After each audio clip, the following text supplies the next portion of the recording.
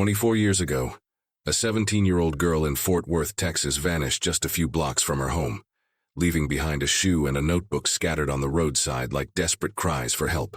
The police searched tirelessly from Lake Benbrook to every abandoned house, but every lid evaporated into thin air. Her family fell into despair, clinging to false reports and malicious rumors that their daughter had run away. Years passed. The case file gathered dust in storage while the person behind the tragedy lived calmly among the community. Then a small detail in seemingly useless evidence sparked a fire that reignited the case, leading to a shocking truth no one could have anticipated. Before diving into the story, don't forget to subscribe to the channel and hit the notification bell to stay updated on the latest cases. Fort Worth, Texas, May 2001. The city was enduring the sweltering early summer days with scorching sunlight thickening the air. But at night, the streets turned peaceful, so quiet you could hear the wind whistling through the trees and crickets chirping in the grass. In a neighborhood on the west side of the city, the Turner family lived an ordinary, simple life.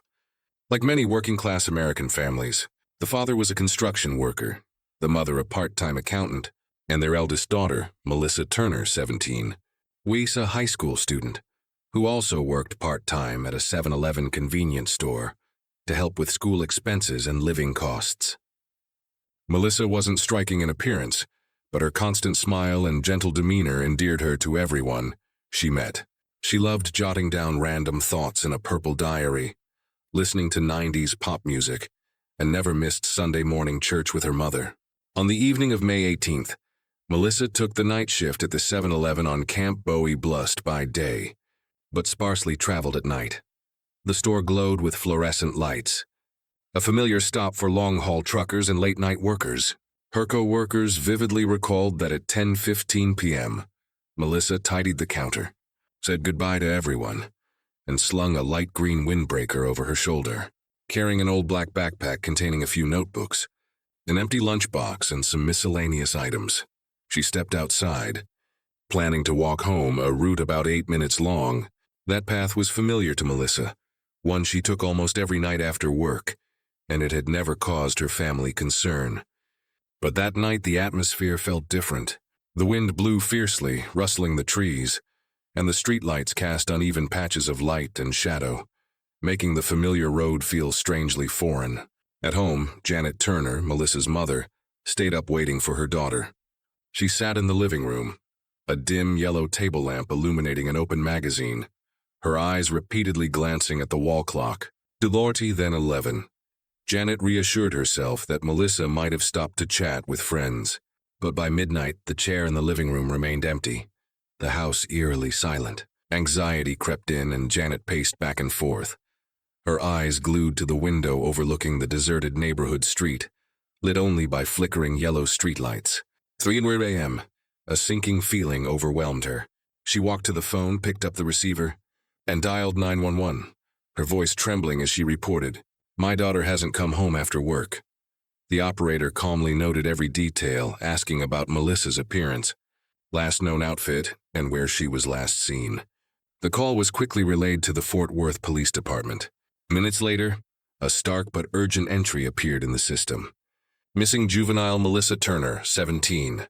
Missing since the night of May 18, 2001. The next morning, May 19, 2001, the entire unit was mobilized. An emergency meeting took place at the headquarters on West 13th Street, where the lieutenant in charge emphasized, "We're in the critical first 24 hours. Any delay could mean losing Melissa Turner's trail forever." Immediately after, a missing juvenile alert was broadcast across police and hospital networks, as well as to nearby cities like Arlington and Dallas.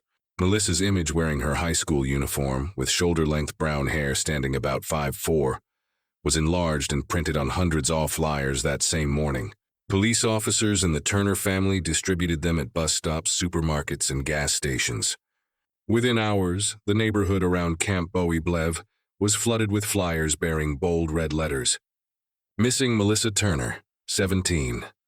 The sight shook the community, forcing residents accustomed to peace to confront the reality that a teenage girl could vanish without a trace among them. The Fort Worth PD immediately deployed a specialized search team. Police dogs were brought to the bus stop where Melissa's jacket and shoe were found.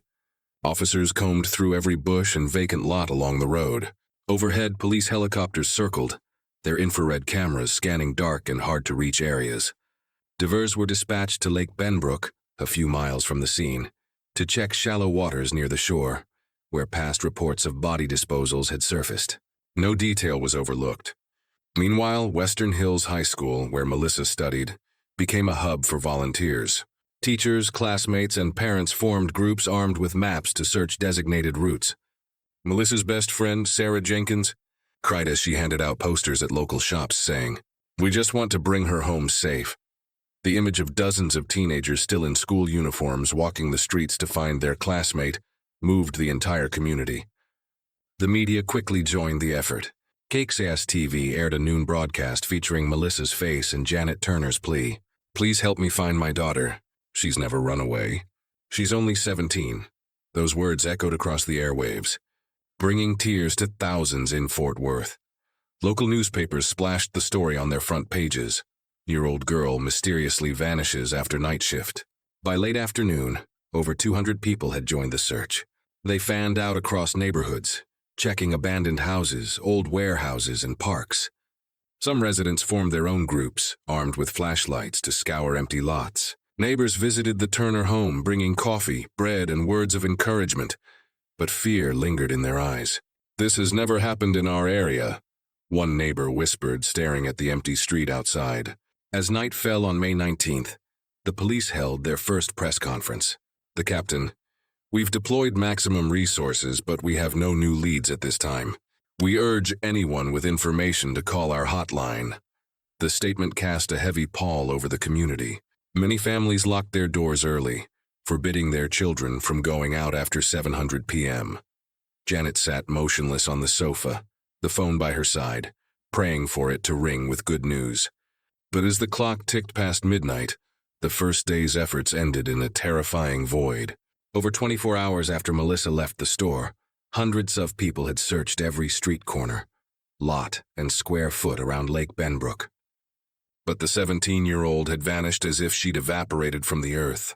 The once peaceful city of Fort Worth was now gripped by an unprecedented unease. A child was gone and no one knew where she was. On the morning of May 20th, 2 days after Melissa Turner's disappearance, the Fort Worth police expanded their search to every inch of the familiar route she walked home. It was a stretch less than a mile long, connecting the 7-Eleven on-camp Bowie Blau to the small residential area where the Turners lived. The road, typically quiet with a few dim streetlights and lined with dense trees and vacant lots, had now become the focal point of a massive search. With every stone and bush meticulously inspected, within hours the police made their first discovery. Near the roadside, less than 300 meters from the store, they found a light green jacket confirmed to be Melissa's. It was dusted with dirt, one sleeve torn as if dragged. Not far away, near an abandoned bus stop, rarely used, a single white athletic shoe, her left one, was found among the weeds. The idea of a teenage girl leaving the store fully dressed, only to have her jacket and shoe discarded minutes later, was highly unusual. Soon after, while searching the roadside, an officer found a notebook scattered open, its pages fluttering in the wind, filled with math problems and notes written in blue ink. Nearby was a black hair tie, the kind Melissa used daily. The 4 items, jacket, shoe, notebook, and hair tie, were quickly marked, photographed at the scene, and sealed as evidence. The forensic team arrived promptly, collecting hair strands caught on the jacket, and examining them for any foreign fibers that might belong to an attacker. From Melissa's personal items left at home, they found small scratches under her fingernails, suggesting she may have struggled before vanishing. These biological samples were carefully sealed in vials and sent to the police lab. Melissa's work uniform confirmed by co-workers as what she wore when leaving. The store was also sealed in hopes of preserving any DNA from potential close contact. Piecing together the findings painted a killing picture. Melissa left the store at 10:15 p.m., walked less than a few hundred meters before her jacket was left behind. Near the abandoned bus stop, her shoe was discarded. The notebook and hair tie were found nearby. Then all traces stopped. There were no long drag marks on the ground, no clear bloodstains, no distinct foreign footprints. The scene ended abruptly as if cut off. The detectives gathered at the roadside, faces tense. One said, "If this was just a runaway, why would she leave everything like this?" Another observed, "It stopped suddenly. No signal of a chase. This feels like a blitz kidnapping. Maybe a car pulled up and took her in seconds." Silence fell over the group as they realized the new evidence. While significant pointed to an even darker scenario, Melissa was no longer free, and her captor might still be at large in the heart of Fort Worth. The police documented the entire scene, marking the location of each piece of evidence on a map and reconstructing Melissa's path from the store to the final point. They reported to their commander, who concluded grimly, "We're dealing with a kidnapping. The only question is, was it random or planned?"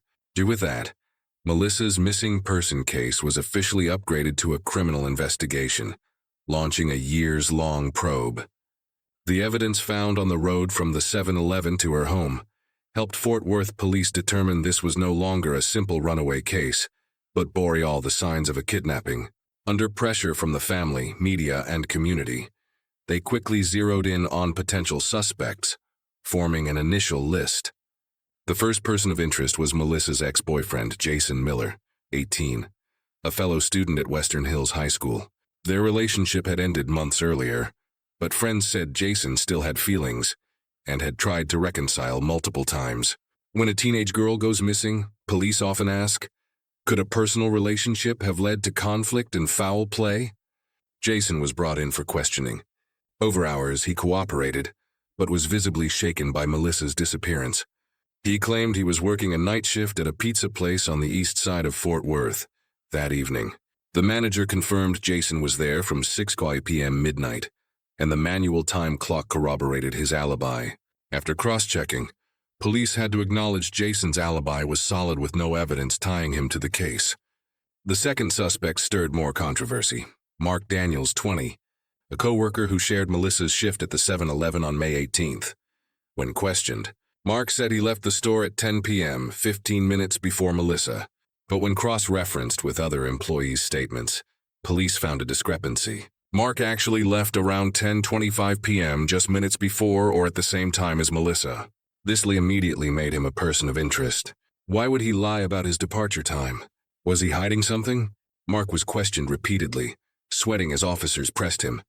He gave vague excuses, claiming he couldn't remember because he was in a rush to leave. The inconsistency prompted police to search his apartment, seizing clothing and sneakers for trace comparison. The third suspect came from a community tip. Robert Hayes, 34, a regular customer at the 7-Eleven where Melissa worked, with a prior record of harassing women. Neighbors reported seeing him loitering in the area at night, and some claimed he'd made inappropriate comments to Melissa. With his extensive criminal history, Robert was immediately flagged. Police searched his home but found nothing directly linked to the disappearance. During questioning, Robert was cold, denying any private interactions with Melissa, though he couldn't fully explain his frequent presence near the store. During the investigation, police employed the limited forensic techniques available at the time. Hair and tissue samples from the evidence were sent for analysis, but 2001 DNA technology wasn't sensitive enough to process Minette traces. Results showed no matches with Jason, Mark, or Robert. Security footage from the 7-Eleven was reviewed, but the low-quality narrow-angle cameras only captured Melissa leaving the store, not the road outside. The blurry footage offered no breakthroughs. Gradually, all three initial suspects were ruled out due to lack of concrete evidence. Jason had a solid alibi. Mark's lie was suspicious, but no physical evidence tied him to the scene. Robert had a troubling record, but no direct evidence implicated him this time. After weeks of intense effort, the detectives hit a dead end. The Turner family waited anxiously each day. The community grew fearful, but the case lacked a clear direction. The scant evidence remained in storage, awaiting the day technology could shed light. While the investigation stalled, as if Melissa Turner had vanished from Fort Worth without any explanation.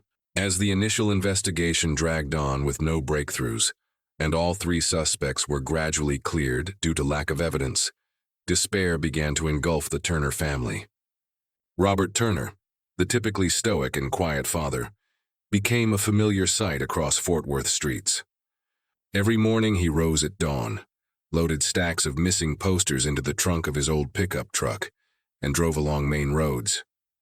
Thousands of flyers bearing his daughter's image were personally taped by him to utility poles, supermarket bulletin boards, and coffee shop window. His hands, accustomed to wielding a hammer on construction sites, were now covered in glue and torn paper. But Robert didn't care. He repeated one thought in his mind. Someone will see. Someone will recognize her.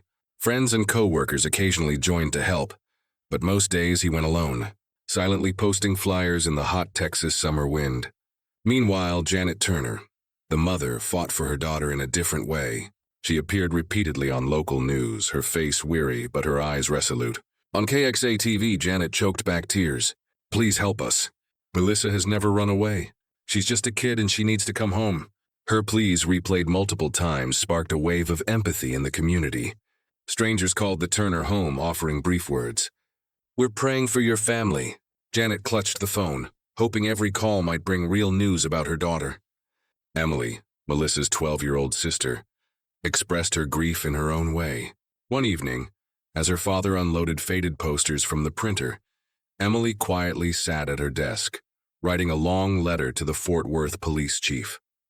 Her childish, trembling handwriting was heartfelt. Please don't give up. My sister would never run away. She promised to teach me to drive when I'm old enough. She promised to take me to a summer concert.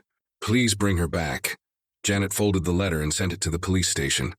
An officer later admitted it brought tears to his eyes, as few children's letters carried such raw pain. Inside the Turners' small home, Melissa's absence was palpable. The dinner table sat three, her chair left empty. Janet couldn't bear to clear it. Emily often served food onto Melissa's plate before bursting into tears. Melissa's bedroom remained untouched, the bed neatly made, walls adorned with Britney Spears posters, and her purple diary resting on the desk. Janet visited the room each morning, sitting on the bed's edge, smoothing the blanket as if Melissa had just stepped out and would soon return. Robert avoided the room, each glimpse piercing his heart like a vice. As days passed, the house saw more strangers, reporters, journalists volunteer. They came to ask questions, take photos, or simply offer Janet a hug and say, "We're here with you." The Turner family became a community focal point, a symbol of pain and hope. At local church prayer services, Melissa's name was spoken. People lit candles, held posters, and walked the streets as a reminder that the girl still needed to be found. Yet, deep in the hearts of Robert and Janet, they understood that each passing day without news meant Melissa's chances of being alive grew slimmer. They pressed on because if they gave up, who would still believe? The hastily posted flyers, the TV appearances, the childish letters, all came together to form a fragile flame flickering in the long, anxious night. And through those small acts, the Turner family became a symbol of Fort Worth's faint hope, the hope that a 17-year-old girl would be found, even if only in the fleeting dreams of those who loved her. The desperate efforts of the Turner family, with posters plastered across neighborhoods and pleas broadcast on television, had an immediate effect. The Fort Worth PD's hotline rang incessantly. Within 2 weeks, dozens of calls and emails poured in, each piece of information carrying the hope of unlocking Melissa's whereabouts. But as police began verifying these tips, they realized the steep cost of relying on community reports. Many were false leads, inadvertently pulling the investigation into a cycle of futility. The first notable tip came one afternoon in May. A woman from Dallas called claiming she saw a girl identical to Melissa with a group of teenagers at the Galleria Dallas Mall. She described the girl wearing a white t-shirt, blue jeans, and long brown hair tied up high. For a moment, the Turner family lit up with hope.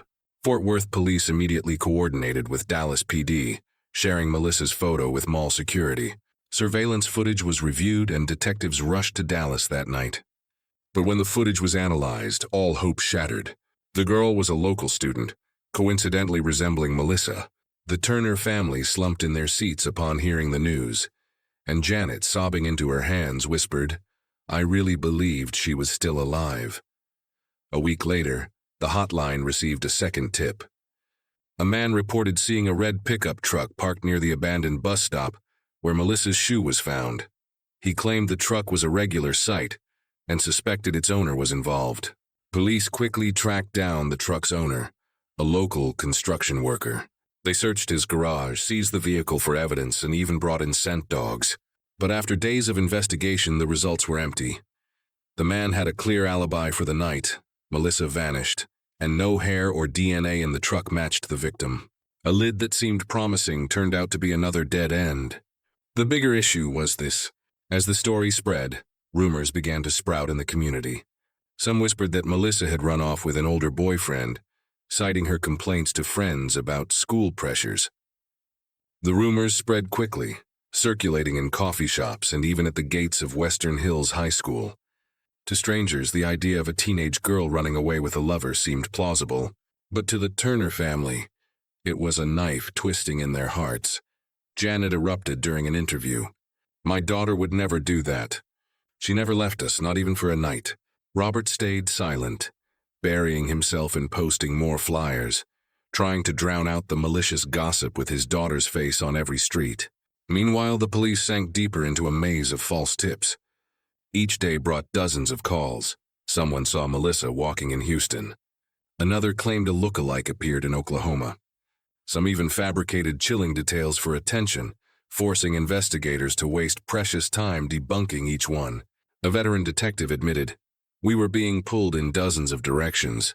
While the real evidence gave us nothing new, as time passed, the initial energy of the search campaign waned. After a month, the number of volunteers dwindled and prayer vigils at the Turner home grew sparse. The media, once fixated, shifted to their breaking news. On the investigators' desks, case files grew thicker with misleading reports, but no strong leads to guide the case. The Turner family watched police come and go, hope and despair, gradually learning to wait in silence. Emily, the younger sister, stopped writing letters, feeling they already have too much paperwork. Robert kept posting flyers, but he noticed the shift in passers-by's eyes from pity to skepticism, as if they wondered, "Are you sure she didn't just run away?" By the end of summer 2001, with all leads exhausted, the Fort Worth police officially classified Melissa Turner's case as a cold case. This meant no dedicated task force, no more helicopters or scent dogs scouring thief streets, no more press conferences urging community help. The case file, hundreds of pages thick with crime scene photos, witness statements, and yellowed missing posters, was sealed and placed on a metal shelf in the basement of Fort Worth PD. Night after night, Janet left the porch light on, but it only illuminated emptiness. Robert Drain saw his faint hope fade with time. The relentless months strained their marriage. In 2003, just 2 years after Melissa's disappearance, Robert and Janet divorced. He moved to a small apartment near the industrial area, while Janet stayed in the old house with Emily. The house preserved Melissa's bedroom like a living museum of her lost presence. The bed neatly made, Britney Spears posters on the walls, and the purple diary on the desk with its final entry from May 2001. Janet often spent hours in that room whispering as if Melissa were still there. Emily, Melissa's younger sister, grew up in an unfillable void. In 2001, she was just 12, still in middle school. As she entered her teens, while friends talked about outings and sibling memories, Emily had only old photos and fading recollections of her sister. At school, the Turner name became synonymous with tragedy, and some friends avoided her, unsure of what to say. The little girl who once wrote to the police chief begging them not to give up grew quiet, smiling less. Her eyes always searching for something that would never return. The police fared no better. Melissa's case wasn't entirely forgotten. Once a year, an investigator would pull the file, review old reports, hoping a small detail might stand out. But throughout the 2000s, DNA technology wasn't advanced enough to analyze the tiny samples from Melissa's jacket and fingernails. Forensic technicians ran tests repeatedly, but results always came back insufficient sample or inconclusive. All police had were lifeless pieces of evidence sealed in bags, mocking humanity's scientific limitations. In the community, Melissa's name was mentioned less and less. The aunt's crowded prayer vigils dwindled to a few dozen, then faded entirely. Missing posters, weathered by rain and wind, tore and vanished from utility poles. New families moving into the neighborhood didn't even know a shocking disappearance had once rocked the area. Fort Worth returned to normal. Traffic buzzed on Camp Bowie Blev. Kids played ball in the grass, and the memory of the 17-year-old who vanished one night lingered only in the minds of her closest kin. Post-divorce, Robert rarely spoke of his daughter to outsiders. He worked long hours at construction sites, then sat alone in his small apartment, drinking beer in front of the TV late into the night. Janet carried her grief like a part of her body, occasionally attending small church gatherings to pray for Melissa, but her eyes grew distant, lacking the fervent belief of the early days. Emily grew up in silence, graduating high school without both parents at her side, still too estranged after the divorce. From 2002 to 2010, each year passed much the same. A broken family, a community forgetting, a case file gathering dust, and a mystery unsolved. Every anniversary of Melissa's disappearance, Janet lit a candle on the porch. Emily standing quietly beside her, watching the flickering light in the wind. Deep down, they knew time wasn't on their side. In the police's brief reports, the same sad refrain repeated like a mournful mantra. No progress, insufficient technology to analyze samples. It seemed the case would be forever forgotten, buried in time, and the dried tears of those who loved Melissa Turner. In early 2011, as Fort Worth faced pressure to address a backlog of unsolved cases, the police department established a new unit, the Cold Case Unit. This small team of seasoned investigators was tasked with revisiting frozen cases with potential for breakthroughs. Among the dozens of cases was that of a 17-year-old girl missing since 2001, Melissa Turner. Her file was pulled from the metal shelf where it had sat for nearly a decade, covered in dust and labeled unsolved. Among the assigned detectives, Laura Morales stood out. At 35, Morales wasn't just a seasoned investigator who'd handled complex criminal cases. She had a rare tenacity. Upon receiving Melissa's file, she spent sleepless nights reading it cover to cover. The yellowed crime scene photos, scribbled interrogation notes, and faded missing posters tucked inside brought the cassette to life. Morales didn't just read it as a task. She relived each day of the disappearance, from Janet Turner's 1 a.m. 911 call to the insufficient evidence reports that let the case fade. During her review, one detail caught Morales' attention: the sealed evidence box from 2001. Inside were the light green jacket, the single white sneaker, a few collected hairs, and crucially tissue samples from under Melissa's fingernails. All remained perfectly preserved in standard conditions, untouched. In 2001, DNA testing was limited, and technicians had noted sample too small for analysis. But by 2011, Morales knew the world had changed. Advances in forensic technology, particularly DNA analysis and genetic databases, opened new doors. She wrote clearly in her report, "Evidence intact. DNA analysis with new technology is entirely feasible. This will be the breakthrough." Morales didn't stop there. She re-interviewed officers from the original investigation, seeking overlooked details. Many had retired, but mentioning Melissa Turner's name made them pause. "A case that haunted us. We knew something was wrong, but we didn't have the tools back then." Their admissions fueled Morales' resolve. In an internal meeting, Morales presented to the Cold Case Unit commander, "We can't let this case stay buried. We have evidence, a victim, and a family still waiting. Today's technology lets us see what 2001 couldn't." Her confident voice and determined eyes won her colleagues' nods. Leaving the meeting, Morales knew she'd tied her career to a case spanning over a decade. Armed only with an evidence box and worn-out files, her heart burned with determination, not to let a 17-year-old girl remain, just a missing juvenile entry.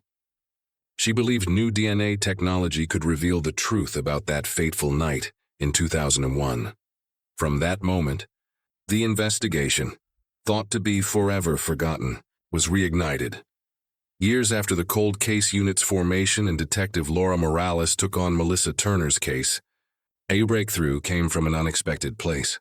In July 2015, a construction company began building a new residential area near Lake Benbrook, less than 5 miles from where Melissa vanished.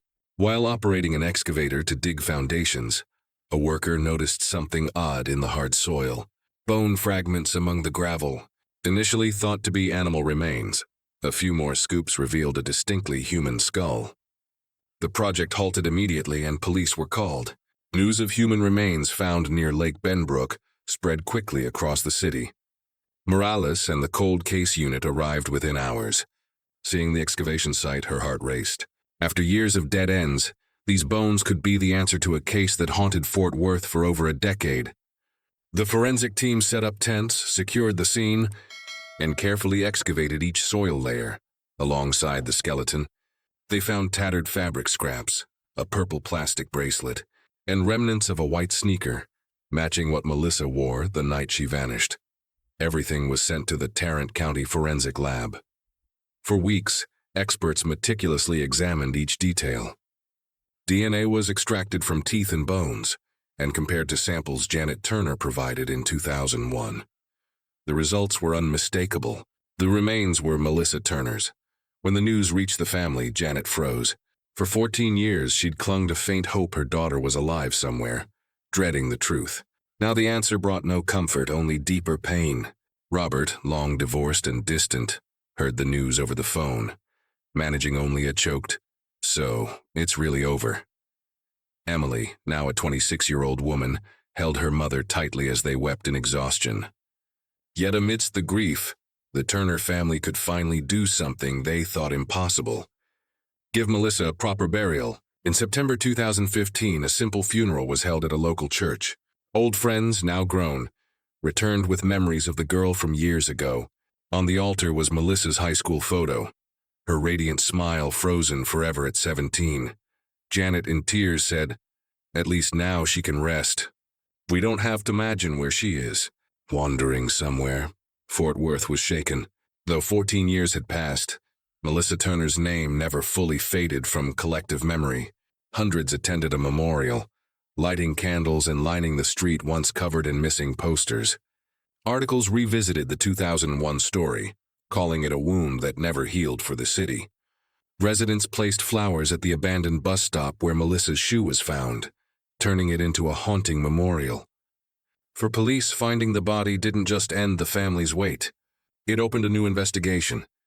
Morales looked at the old evidence box and newly excavated remains, knowing they now had a real chance to dig deeper. Every bone, fabric, scrap, and hair could tell the story. Melissa couldn't. She reported to her commander, "We've confirmed Melissa's dead. Now our job is to find who did this." One thing was certain. Once DNA confirmed her identity, Melissa Turner's case was no longer a forgotten cold case in a metal cabinet. It became an unsolved homicide, and Fort Worth was once again drawn into the quest for justice for the lost girl. The truth of Melissa's death reignited the cold case unit's resolve, reviving an investigation thought buried by time. After the forensic report confirmed the bones at Lake Benbrook were Melissa Turner's, the cold case unit immediately reopened the old file. Detective Laura Morales sat in the Fort Worth PD's archive room facing a dusty metal box sealed since 2001 and the faded label written in a shaky hand by a forensic officer. "Read evidence Turner Melissa May. Unit 1. Morales took a deep breath, carefully peeling back the sealing tape. Inside was everything from the initial investigation: the light green jacket dusted with dirt, the single-one sneaker, a few hairs in a plastic envelope, and crucially tissue samples from under Melissa's fingernails. All remained intact, preserved in cold storage for 14 years. In 2001, forensic technicians tried to extract DNA from those tiny samples, but failed. The report at the time simply stated, "Sample insufficient for analysis by current methods." But now, in 2015, Morales knew times had changed. Next-generation DNA sequencing allowed analysis of even degraded or minuscule samples. What was once impossible now offered hope. She held each evidence bag up to the light, examining them closely. The jacket bore strange stains, possibly residual bodily fluids. In the plastic envelope, a few hairs were mixed, some Melissa's, possibly others. Most crucially, the tissue under her fingernails suggested she fought back and might have left the attacker's DNA. Morales's heart raced. This was her chance to reignite a case that had gone cold too long. That same day, she drafted a report proposing to send evidence to a leading Texas DNA lab. In it, she emphasized, "The evidence samples are preserved in optimal conditions and hold forensic value. I recommend DNA analysis using the latest technology, including matching against the National CODIS database, and potentially extending to genealogical DNA if needed." The cold case unit commander read the report, saw the determination in Morales' eyes, and approved it without hesitation. In the days of waiting, Morales couldn't stop thinking about the case. She recalled Janet Turner's words from a 2001 press conference. "My daughter didn't run away, someone took her from us." Those words had echoed for years, and now Morales had the tools to prove them. She also knew the Turner family's patience was nearly exhausted. They no longer needed vague hope, but a concrete truth, however painful. As the evidence bags entered the lab, forensic experts used advanced techniques to amplify DNA from the tiny tissue samples. Machines ran through the night, genetic sequences appearing on screens like coded messages. Morales sat with the technicians watching each step, her mind racing. After 14 years, would any trace of the killer remain? A week later, preliminary results came in. The forensic team confirmed they successfully extracted a complete DNA profile from the sample under Melissa's fingernails, and it didn't match the victim. This meant Melissa had struggled with someone before her death, and that person's DNA was now in the database. Holding the printed report, Morales gripped it tightly, her eyes misty with emotion. After years of dead ends, they finally had a real lead. She stepped out of the lab into the Texas afternoon sun, everything seeming brighter. Morales knew this moment changed the entire case. Melissa Turner's file, once forgotten and dusty in the basement, was now at the center of a new investigation. With DNA evidence in hand, the cold case unit had its strongest weapon to track the perpetrator. The case was officially reopened, not just a sad memory in the community, but a new battle where DNA technology would pave the way for the justice Melissa Turner deserved. After the lab confirmed the extraction of a DNA profile from the sealed evidence, Detective Laura Morales knew the next step wasn't just waiting for a database match, but cross-referencing everything documented in 2001. She spent days in the archive room surrounded by thick stacks of paper, interrogation transcripts, patrol reports, and yellowed crime scene photos. Morales read carefully, noting every detail as if joining the investigation from the start, knowing a single overlooked clue could have derailed the case for 14 years. In the initial statements, she noticed a significant inconsistency from Mark Daniels, the male coworker who shared Melissa's shift on May 18th. Records showed Mark claimed he left the store at 1:00 p.m., 15 minutes before Melissa. But when Morales cross-checked another employee's statement, Mark's departure was closer to 10:25. More notably, the store's cash register logged Mark's final transaction at 10:18, meaning he couldn't have left at 10:00. Why did Mark lie? In 2001, investigators questioned this but moved on due to lack of connecting evidence. Now, Morales jotted in her notebook, "Mark Daniels, time discrepancy needs re-examination." She continued reviewing witness statements from the area. Some early reports noted Melissa was seen walking along Camp Bowie Blev around 10:20, while another said 10:30. One witness even claimed to have seen her talking to a man by a red pickup truck, though no one corroborated this. Morales flagged these inconsistencies and built a detailed timeline on a whiteboard. 15. Melissa leaves 7-Eleven wearing a green windbreaker, carrying a backpack and sneakers. 10:18. Mark Daniels processes final transaction at the counter. 20:10-25. A witness sees Melissa walking near the abandoned bus stop. 10:25-10:30. Evidence jacket, left shoe, notebook, hair tie found within 200 meters of the bus stop. After 10:30, no further witnesses see Melissa. All traces stop completely. Looking at the timeline, Morales saw clearly if Mark left the store at 10:25, he could have been there when Melissa did. The few-minute discrepancy, once overlooked, could mean life or death in investigative logic. She decided Mark needed re-interrogation, this time with precise data and DNA support. She also noted Robert Hayes' demeanor, the regular customer with a harassment record, in the transcripts.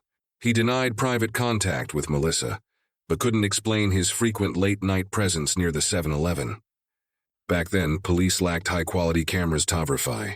Morales marked Robert Hayes' recheck movement history cross-reference DNA. Piecing it all together, a theory formed in Morales's mind. This was unlikely a random attack by a stranger. Melissa vanished within 10 minutes of leaving the store on a short, familiar route. The scattered evidence suggested she struggled, but the abrupt stop implied sudden overpowering. To subdue her so quickly, the perpetrator likely knew her routine en route. Someone familiar, or at least someone who'd watched her closely. Morales wrote in her report, "High likelihood the perpetrator wasn't random. Focus on close connections, co-workers, neighbors, acquaintances, regular customers. DNA from evidence is the tool to confirm this hypothesis." Leaving the archive room that night, Morales stood before the whiteboard filled with timelines and names, neon lights highlighting her final underlying note. Perpetrator may know victim. With that, she set a new course for the investigation. One overlooked 14 years ago, now illuminated by DNA to its very end. After reconstructing the timeline and spotting inconsistencies in the 2001 statements, Detective Laura Morales knew the newly extracted DNA was the only path to identifying the perpetrator. The clothing, hair, and tissue under Melissa's fingernails were sent to Orem Lab, an advanced forensic lab in the Woodlands, Texas, specializing in degraded DNA for cold cases. Orem was renowned for sequencing DNA even when samples were damaged or minimal impossible. In 2001, Orem's technicians handled the evidence with strict protocols. The jacket was scanned for bodily fluid traces, hairs were sorted to isolate non-victim strands, and the fingernail tissue, the most valuable evidence, was examined under an electron microscope before sequencing. Morales was present during the handover, her eyes fixed on each sealed bag as if they were the last thread, tying the Turner family to justice. "We'll do our best," the lead technician told her, and Morales nodded, silently hoping. The analysis took weeks. Machines ran and stopped, amplifying and digitizing genetic sequences. Technicians extracted a complete DNA profile, the one Fort Worth police had waited 14 years for. It was immediately run through CODIS, the FBI's national DNA database, but their salt came back empty. The perpetrator had never been arrested or provided a DNA sample to the system. Morales didn't falter. She knew a new method was revolutionizing cold case investigations: genetic genealogy, using commercial DNA data to trace distant relatives of suspects. With her commander's approval, Orem uploaded the perpetrator's DNA profile to GED Match, where millions of Americans shared genetic data to find relatives. As the system ran comparisons, it produced a long list of genetic matches, mostly distant third or fourth cousins. But as technicians built a family tree from the data, one name emerged: the Miller family, longtime Fort Worth residents. The data pointed to the perpetrator being a direct descendant of one of three brothers from the 1970s generation. Reading the report, Morales sat stunned. These names never appeared in the 2001 file as police focused on the ex-boyfriend, co-worker, and regular customer, but DNA didn't lie. The person who left traces under Melissa's fingernails was from a family within the community. This supported Morales's recent theory. The perpetrator wasn't a stranger, but someone who knew or closely observed the victim. She wrote in her report to superiors, "Genetic genealogy has significantly narrowed the investigation. Data points to the Miller family in Fort Worth. Recommend thorough investigation of 3 men in this branch, including residency history, criminal records, and ties to the Turner family." Looking at the list, a chill ran down Morales's spine. For years, the Turner family lived in pain, while the perpetrator might have walked among them, joined prayer vigils, even helped post missing flyers. Now, DNA had pointed the investigation to a local family. No one suspected the Millers. With Orem Lab's genealogical data confirming the DNA trace led to the Miller family, Detective Laura Morales began narrowing the focus. Based on the GED Match family tree, she identified 3 men from the relevant generation: brothers Richard, Thomas, and David Miller, all living in Fort Worth. In the early 2000s, police and residency records showed Richard Miller, now 55, was quickly ruled out. Records confirmed he moved to Houston in 1999 for an oil company job and was out of state on a work trip in May 2001, with a clear alibi from payroll and flight records. Thomas Miller, the middle brother, didn't match either. During Melissa's disappearance, He was a Marine stationed in San Diego with military records confirming he was in barracks all of May. The last name was David Miller, 52, who lived in the same neighborhood as the Turners, less than 3 blocks away. This detail chilled Morales. David worked odd jobs for a refrigeration repair company, lived quietly, and was unmarried with no children. What unnerved Morales most in the 2001 volunteer reports, David Miller's name appeared among those who joined the search for Melissa in the first week. He had walked alongside neighbors, patrolled Lake Benbrook, held missing posters, and taped them tow poles, all as a model citizen. Morales reviewed old photos from a 2001 prayer vigil published by local papers. Amid the candle-lit crowd, David's face blended in, calm, even placing a hand on Robert Turner's shoulder in comfort. The thought that this man might have pulled Melissa from her familiar route on May 18th made Morales' skin crawl. If the DNA was David's, the perpetrator hadn't just lived freely for 14 years, but hid his crime by playing the good neighbor. Morales dug deeper into the 2001 records for clues. Some witnesses reported seeing a tall, graying man near an old pickup truck by the bus stop where Melissa's shoe was found.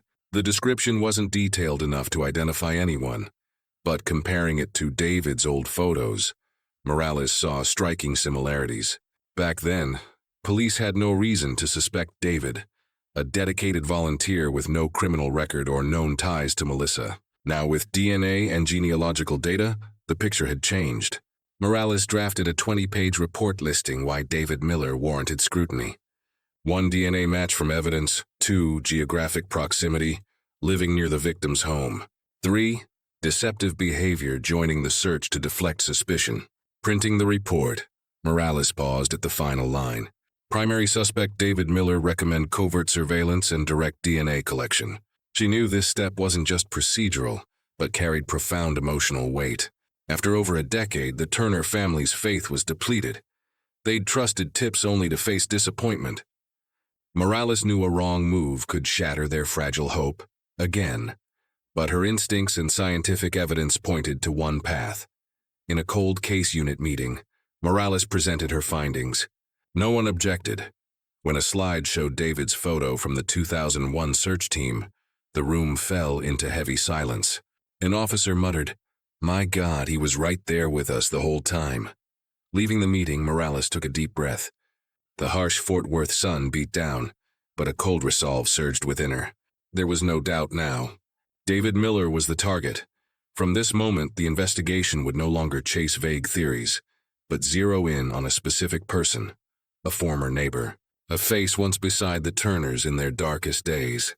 Morales knew exactly what to do next. Put David under surveillance, track his every move until justice for Melissa Turner was served. Once David Miller was identified as the primary suspect, Detective Laura Morales and the cold case unit launched a covert surveillance plan. This wasn't a task to rush. A single mistake could alert David, destroy evidence, or let him slip away. For weeks, a small team took turns watching him from a distance. David's old silver pickup left his house each morning, heading to refrigeration repair jobs, then stopping at a coffee shop, McDonald's, or a grocery store. To outsiders, he was a reclusive middle-aged man exchanging brief pleasantries about Texas's scorching weather.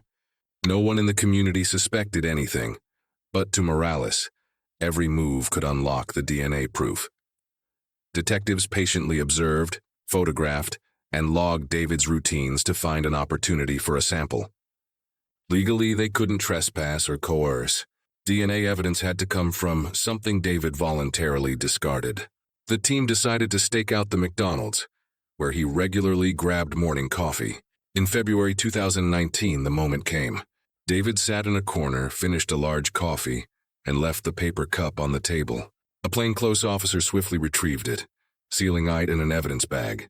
From a surveillance van across the street, Morales watched, her heart pounding. This could be the final piece. The cup was rushed to the lab. Technicians swabbed DNA from Therum where David drank. Compared to the profile from Melissa's clothing and fingernail tissue, the computer screen flashed a clear result. 100% match. Morales held the report, her hands trembling slightly, but her eyes burned with resolve. After 18 years, they had direct, undeniable evidence. David Miller's DNA was on Melissa Turner's evidence. She reported immediately to the cold case unit commander, attaching surveillance logs and lab results. The meeting was heavy but hopeful. An officer whispered. He stood right beside the Turner family, helped with the search, and now DNA exposes it all. Morales nodded, feeling the familiar chill down her spine. Not doubt this time, but certainty. Leaving the meeting, Morales faced Fort Worth's blazing sun. The game had changed. No more vague theories. No more genealogical trees or inconsistent statements. She held scientific truth. David Miller struggled with Melissa that fateful night in 2001. With this ironclad evidence, the cold case unit prepared an arrest warrant. After nearly a decade on the case, Morales finally felt justice within reach. In March 2019, with the arrest warrant approved, Fort Worth PD moved swiftly. Detective Laura Morales stood beside the SWAT team leader in a closed-door briefing before deployment. Everyone understood David Miller, 52, may have lived quietly for nearly 2 decades. But if he realized he was exposed, he could resist violently. Intelligence reports noted David owned a legally registered handgun. No risks could be taken. At 6 a.m., as the suburban street lay shrouded in mist, SWAT's specialized vehicles rolled in. The quiet neighborhood stirred with only a few kitchen lights glowing faintly. A loudspeaker blared. "Fort Worth Police, David Miller, open the door now." Instantly, the street erupted. Neighbors speak through windows, pulling curtains, jaws dropping at the unprecedented scene. SWAT in body armor, weapons ready, surrounding a house that had stood unremarkably for 18 years. After a tense pause, the door swung open. David appeared, stunned in an old t-shirt and pajama pants. Raising his hands awkwardly, shaking his head. "What's going on?" The officers shouted commands, closed in, and cuffed him as neighbors watched. A woman across the street gasped, covering her mouth. "My God, he helped us put up missing posters back then." Whispers spread down the street, shocked and disbelieving. Some recalled the 2001 evening when David joined them, patrolling Lake Benbrook, holding Melissa's poster, his eyes somber as if he'd lost someone dear. Now that memory turned chilling. Was it all an elaborate act by a hidden perpetrator? Morales, present in the surveillance van, stepped out as David was led away. She studied the face of the man who'd haunted Melissa Turner's case for 18 years. No longer a kind neighbor or a vague name in the community. DNA and evidence made him the prime suspect in a murder. David kept his head down, silent, his steps slow on the asphalt, now flashing with police lights. The neighborhood buzzed. Residents lined the sidewalks, murmuring. "I had him fix my pipes once," a man whispered. "He seemed so harmless. How could he?" A younger man recalled. "I was a kid when Melissa went missing, but I remember Uncle David giving me a poster to show my parents." The community reeled in collective shock. The quiet man next door was now accused of killing a teenage girl. David was loaded into a police van, the door slamming shut. Morales watched, not triumphant but weighed by gravity. She knew the Turner family wouldn't rejoice at this news. They'd face another painful truth. The man who comforted them, searched alongside them, had taken their daughter. But Morales also knew the truth had to come to light, no matter how brutal the news spread within the day. NBC5, Dallas Morning News, and even national networks reported. 2001 cold case, neighbor arrested in Melissa Turner case. Images of David Miller being led away, hands scuffed behind his back, flashed across screens, leaving thousands in Fort Worth stunned. Reporters flooded the neighborhood, interviewing neighbors who all said the same thing no one could have imagined. As night fell, the once quiet street became the focus of all of Texas. News vans lined the curb, spotlights illuminating the now sealed yellow-taped house. The whispers didn't stop. The 17-year-old who vanished in 2001 finally had an answer, and that answer was an emotional earthquake for the community. In the Fort Worth Police Department's interrogation room, fluorescent lights cast a cold glow on the metal table, where David Miller sat across from Detective Laura Morales and another officer, wearing a freshly issued orange jumpsuit. His face was haggarded, eyes bloodshot as if struggling to grasp the storm engulfing him. Morales began calmly but firmly. "Mr. Miller, we want to hear your story. Did you know Melissa Turner?" David looked up, shaking his head slightly. His voice, "I didn't know her. I never spoke to her." His answer was firm, but Morales caught a flicker of unease in his eyes. The detectives pressed with questions about 2001, where he was on the night of May 18th, what he remembered doing, why his name appeared on the volunteer search list for Melissa. David answered slowly, sometimes stammering, but stuck to his claim. "I just heard about the disappearance and wanted to help. I had nothing to do with it." His voice caught as if hiding something, but it wasn't enough for Morales to break him. As the room grew tense, Morales placed a filly on the table. She opened it, pulled out the printed DNA report, and slid it toward David. "Mr. Miller, your DNA was found on Melissa's clothing and under her fingernails. We have a 100% match." In that moment, David froze. He lowered his head, hands clenched, veins bulging at his temples. No more excuses, no more denials. Minutes passed in silence, broken only by the ticking wall clock. Morales waited, hoping for the truth. But instead of a confession, David looked up, his eyes dark, and said softly, "I want a lawyer." That single sentence ended any hope of a voluntary statement. The officer beside her promptly concluded the interrogation per protocol. Morales stepped out, shoulders heavy but eyes alike. David's silence wasn't innocence. It was the final act of a man cornered. With the matching DNA and his desperate avoidance, she was certain they had the right person. The Melissa Turner case, shrouded in mystery for nearly 2 decades, finally had the true face of its perpetrator. 2 days after the failed interrogation, Fort Worth PD held a press conference to announce the case's biggest breakthrough. That morning, the conference room was packed with reporters from across Texas. Dallas Morning News, Fort Worth Star-Telegram, NBC5, Fox 4, and national outlets. On the dish, the American and Texas flag stood tall, fronted by a sign reading Fort Worth Police Department. Cold Case Unit at 1000 a.m. The Chief of Police and Detective Laura Morales stepped forward. Morales, in a dark suit, her face resolute yet eyes betraying emotion, stood beside the chief. He began, "After 18 years of investigation, through their relentless efforts of our Cold Case Unit and advanced DNA technology, we have identified and arrested a suspect in the Melissa Turner case." He paused, letting the room fall silent, then emphasized, "His name is David Miller, 52, a former neighbor of the Turner family." The room erupted. Cameras flashed. Reporters clamored for questions. Morales stepped to the podium, voice clear. "We have a 100% DNA match between evidence from Melissa's clothing and fingernails and David Miller's DNA. This is undeniable proof.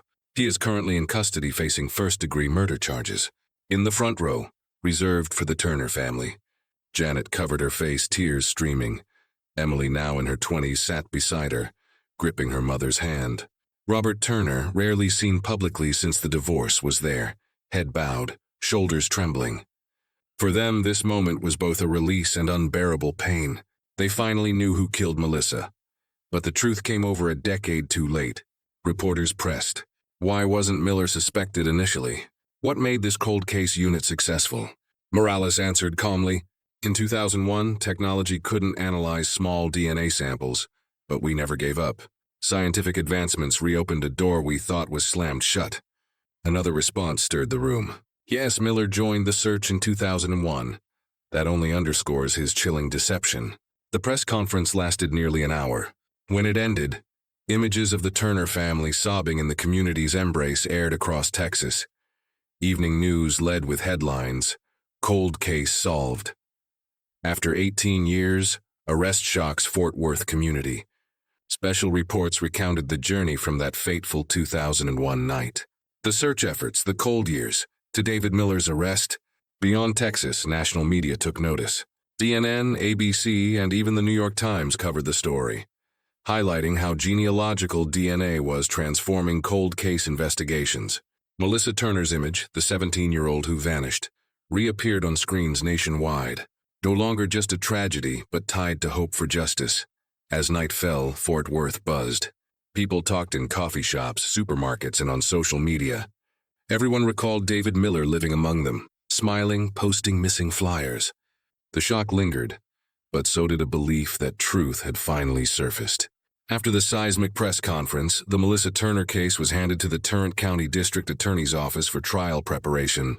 Lead prosecutor Michael Grant, a seasoned attorney in murder cases, was assigned. On his first day, he assembled a team, their table buried under files, evidence, and decades of reports. Grant knew Texas and the nation were watching, and any misstep could let the accused walk free. The prosecution focused first on the cornerstone DNA. Grant and forensic experts reviewed Aram lab and police lab documents, preparing to present to the jury the entire process. Evidence sealed in 2001, next-generation DNA sequencing in 2015, and the match with the coffee cup David discarded. It was a scientific journey beyond dispute. Next, Grant lined up witnesses. Janet Turner would testify about her daughter's character and routines, affirming Melissa had no reason to run away. Emily, now grown, agreed to share her memories, including her 2001 letter begging police not to give up. Neighbors would confirm David's search team involvement, even comforting the Turners, a detail the prosecution would use to show his cold calculation.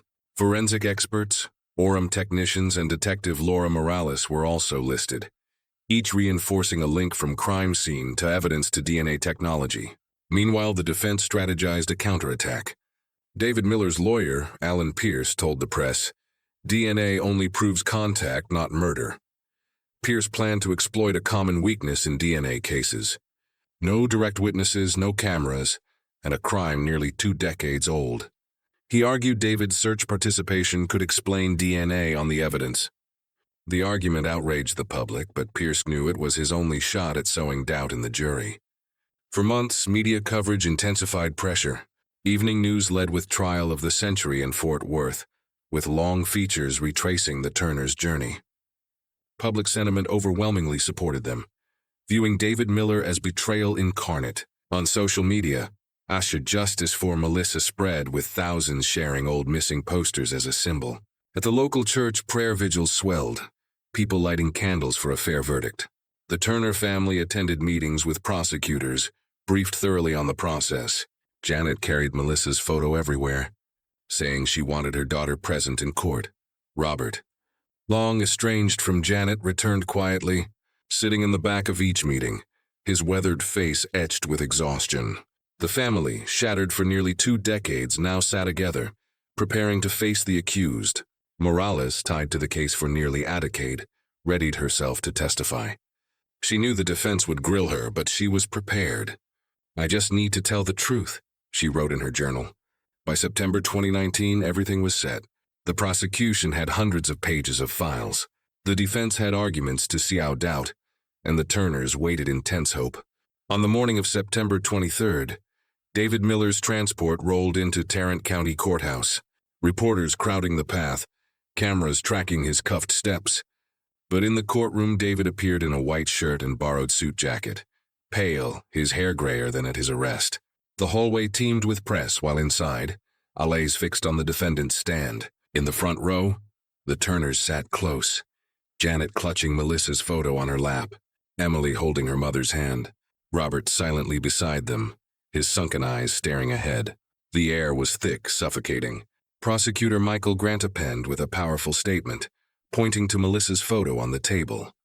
On the night of May 18, 2001, a 17-year-old girl vanished on her way home. 18 years later, we have answers. David Miller's DNA is on her clothing and under her fingernails. Not a coincidence, not a mistake. This is scientific truth. Grant enunciated each word, letting the jury feel the evidence's weight. Evidence was presented methodically. Forensic experts explained the 2001 evidence preservation, how fingernail tissue was stored cold for years, then analyzed with new technology. Slides showed magnified DNA sequences, dry numbers silencing the room. A 100% match. Morales took the stand, detailing the file review, spotting time discrepancies, sending evidence to Ofram Lab and matching it to the coffee cup David discarded. Her voice was firm, eyes locked on the jury. This wasn't chance. This was evidence of a struggle. Melissa fought back, and her attacker's DNA stayed on her body. That attacker is David Miller.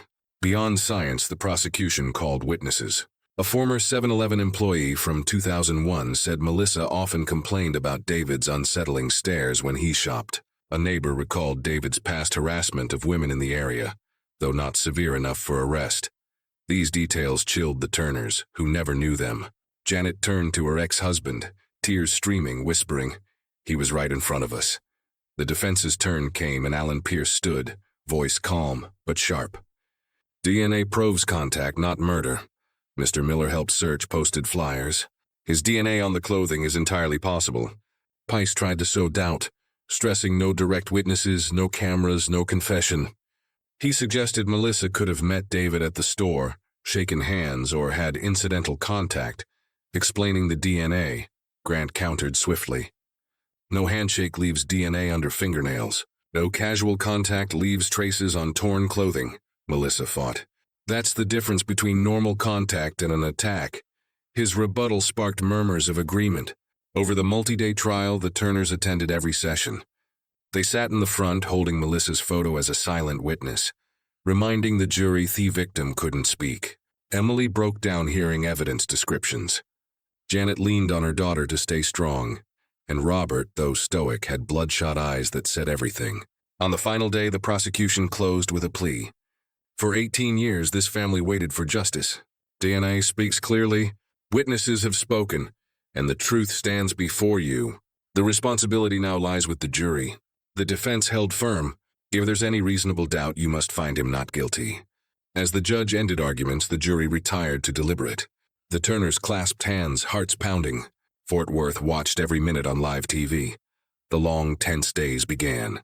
The jury deliberated through multiple sessions, weighing every detail, knowing their verdict would decide David Miller's fate and deliver a final answer for Melissa Turner's soul, after nearly 2 decades forgotten. 3 days after the jury retired, Fort Worth held its breath. That morning, the courtroom was packed. The Turners sat in front, Janet gripping Melissa's photo until her fingers blanched, Emily holding her hand, Robert beside them, eyes red. The tension was suffocating as the judge called the jury back. The room stood. The jury's spokesperson, a middle-aged man, read aloud, "We, the jury of Tarrant County, find the defendant, David Miller, guilty of first-degree murder." A wave of murmurs rose, then fell as the judge pronounced, "Life imprisonment, no possibility of parole." In that moment, Janet sobbed uncontrollably, embracing Emily. Robert covered his face, shoulders shaking. The family's cries echoed in the silent room. David Miller sat motionless at the defendant's stand, eyes dark, face blank. His lawyer bowed his head, knowing no appeal remained. The community outside fell silent. Many neighbors who knew David couldn't believe the man who posted missing flyers and comforted the Turners was now convicted.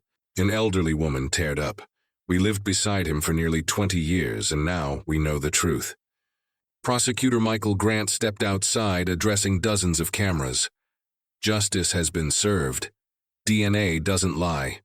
Today, we gave Melissa Turner her voice back." Detective Laura Morales stood behind, quietly exhaling. For her, the verdict wasn't a personal victory, but a promise kept to a 17-year-old girl. As police led David from the courtroom, Janet turned away, refusing to look again. Emily clung to her sister's photo, still crying. The room froze in that moment. Justice had arrived. But 18 years late, after Melissa's youth was stolen, her family broken, and a community's trust tested to its core. David Miller's life sentence without parole closed the trial, but its ripples spread across Fort Worth and Texas. For the Turners, hearing guilty was both a dagger reopening old wounds and a fragile closure they'd awaited nearly 2 decades. Janet speaking to the press post-verdict, voice trembling. "We know Melissa will never come back, but at least now she's named in justice, no longer an unknown missing victim. My daughter was Melissa Turner, and now the world knows who took her." Emily admitted relief at having answers, but remained haunted. "I grew up with a shadow, and now I know that shadow had the face of a man who lived blocks from us." Robert, the quietest, only nodded when asked his thoughts. After years of suppression, he'd wept in court. But to the press, he said simply, "I hope Melissa can rest now." Though justice arrived, the Turners knew they'd never be whole. The fractured marriage, years of lost faith, the void of a child growing without her sister. These were scars. Time couldn't heal. Closure came, but the wound remained. A deep scar. Fort Worth's community was equally shaken. Neighbors grappled with knowing a killer, lived among them for nearly 20 years. The man who greeted them, fixed pipes, and joined Melissa's prayer vigils was her murderer. "I can't sleep," one neighbor told a reporter. "We trusted him. Now every memory feels like betrayal." Many families began discussing safety differently, no longer assuming familiar faces were safe. The case became a warning. Danger can hide in the most familiar guise. Media hailed the case as a milestone. CNN called it a clear testament to the power of DNA genealogy in criminal investigations. The New York Times published a long analysis detailing how Orem Lab used GED match to trace the Miller family and narrow to David. Forensic experts affirmed 10 years ago this case couldn't have been solved. DNA genealogy changed the game. Among investigators, Morales became a sought-after speaker at conferences. Shielways centered Melissa. "I'm not here to talk about police victories. I'm here to remind you a 17-year-old girl was robbed of her life, and technology gave her a voice after nearly 2 decades of silence. Her voice caught each time, but she believed the message must resonate." For the Turners, life post-trial remained rocky. Janet joined victim family support groups, sharing her experience to comfort parents still searching for missing children. Emily, despite her painful memories, pursued psychology to work with traumatized youth. Robert, once withdrawn, attended church more, seeking peace after years of silent burden. Melissa Turner's story entered TV documentaries, podcasts, and cold case programs. Young people saw the 2001 missing poster, learning how fragile community safety can be. Her smiling photo wasn't just a victim, but a symbol of justice's tenacity. Yet, the pain didn't vanish.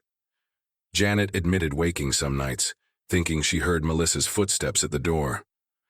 Emily said she still avoided the abandoned bus stop where her sister's shoe was found. Robert, in a rare interview, said, "We have justice, but we don't have our daughter." Those words echoed as the final truth of cold cases. No verdict can replace what's lost. Still, the case left a broader message for society. It proved that victim families' persistence, technological advancements, and investigators' resolve can turn the impossible into reality. In 2001, the case stalled for lack of tools. By 2019, science brought light. Other families with missing loved ones looked to the Turner story for hope. One day, justice might knock on their door too. On the night of the verdict, Fort Worth lit candles outside the local church, as they did 18 years before. But this time, the candles weren't just for searching. They were for remembrance and faith in justice's power. People gathered holding Melissa's old posters, whispering a new refrain. Justice came late, but it came. The story of Melissa Turner, a 17-year-old who vanished in Fort Worth in 2001, offers critical lessons for life in the U.S. today. The most haunting detail is that the killer, David Miller, wasn't a stranger, but a familiar neighbor who even joined the search for Melissa. This reminds us that safety isn't just threatened by dangerous strangers, but sometimes by the most familiar faces. The Turners endured 18 years of pain because technology couldn't yet reveal the truth. They lived with doubts and cruel rumors that Melissa ran off with an older boyfriend while the real killer walked free in their neighborhood. The lesson: communities must stay vigilant. Avoid baseless assumptions as they deepen victims' families' pain and derail investigation. Another key point is how DNA genealogy cracked the case. Without scientific advancements, the truth would have stayed buried. This underscores the need for greater investment in forensic science, genetic databases, and cold case units to ensure justice isn't left behind for lack of tools. The story also highlights perseverance. The Turners never stopped advocating. Detective Morales never gave up. And justice was served, however late. The takeaway for modern American life is to persistently seek truth, trust in science and community, and most importantly, protect and listen to one another. Because a teenage girl's safety reflects society's safety. If Melissa Turner's journey to justice touched your heart, subscribe to the channel to catch more cold case stories. Thank you for watching.